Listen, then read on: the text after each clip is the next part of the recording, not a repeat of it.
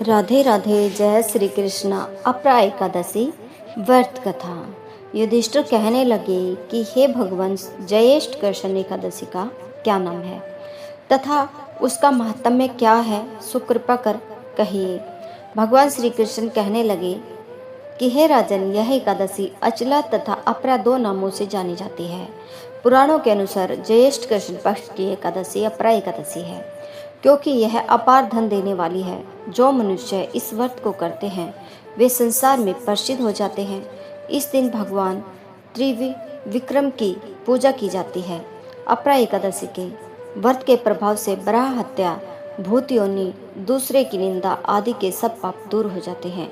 इस व्रत के करने से पर स्त्री गमन, झूठी गवाही देना, झूठ बोलना, झूठे शास्त्र पढ़ना या बनाना, झूठा ज्योतिषी बनना तथा झूठा वेद बनना आदि सब पाप नष्ट हो जाते हैं। जो क्षत्रिय युद्ध से भाग जाए वे नरकगामी होते हैं, परंतु अपरा एकादशी का व्रत करने से वे भी स्वर्ग को प्राप्त होते हैं। जो शिष्य गुरु से शिक्षा ग्रहण करते हैं फिर उनकी निंदा करते हैं वे अवश्य नरक में पड़ते हैं, मगर अपरा एकादशी का व्रत करने से वे भी इस पाप से मुक्त हो जाते हैं। जो फल तीनों पुष्कर में कार्तिक पूर्णिमा को स्नान करने से या गंगा तट पर पितरों को पिंडदान करने से प्राप्त होता है, वही अपरा एकादशी का व्रत करने से प्राप्त होता है।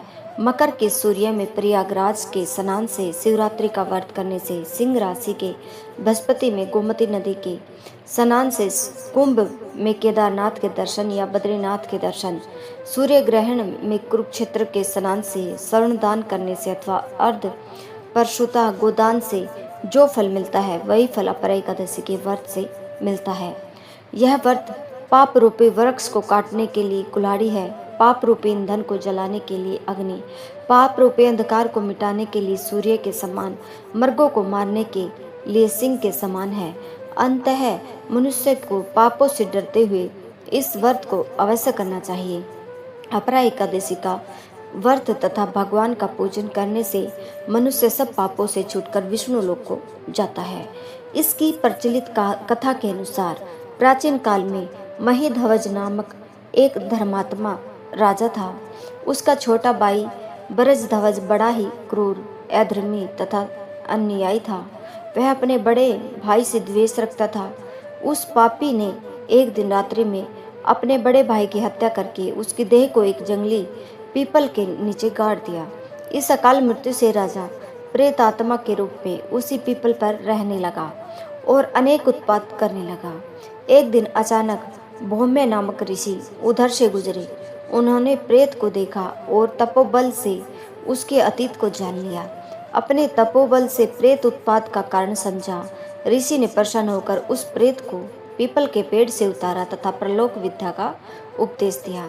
दयालु ऋषि ने राजा की प्रेत योनि से मुक्ति के लिए स्वयं ही अपरा अचला एकादशी का व्रत किया और उसे अगति से छुड़ाने को उसका पुण्य प्रेत को अर्पित कर दिया।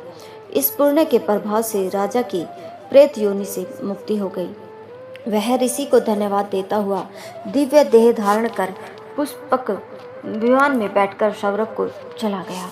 हे राजन, यह अपरा एकादशी की कथा मैंने लोकहित के लिए कही है। इसे पढ़ने अथवा सुनने से मनुष्य सब पापों से छूट जाता है। जय श्री कृष्ण। अचला या अपरा एकादशी का यह एक अत्यंत पुण्यदायी व्रत माना जाता है। इसे अपरा इसलिए कहा जाता है क्योंकि यह अपरंपार या असीम फल देने वाली एकादशी है। अचला एकादशी का व्रत रखने से कई प्रकार के लाभ प्राप्त होते हैं, जिनका वर्णन विभिन्न धार्मिक ग्रंथों में मिलता है। यह ज्येष्ठ माह की कृष्ण पक्ष की एकादशी है जो भगवान विष्णु को समर्पित है। पौराणिक कथा के अनुसार अपरा एकादशी का व्रत करने से व्यक्ति को पापों से मुक्ति, अपार पुण्य और मोक्ष की प्राप्ति होती है। यह व्रत मनोकामनाएं पूरी करने वाला माना जाता है। अगर आप लोगों को हमारी यह कथा पसंद आई हो तो इस वीडियो को ज़्यादा से ज़्यादा शेयर करें। हमारे चैनल भक्ति भजन 1 2 3 को सब्सक्राइब कर लें। धन्यवाद।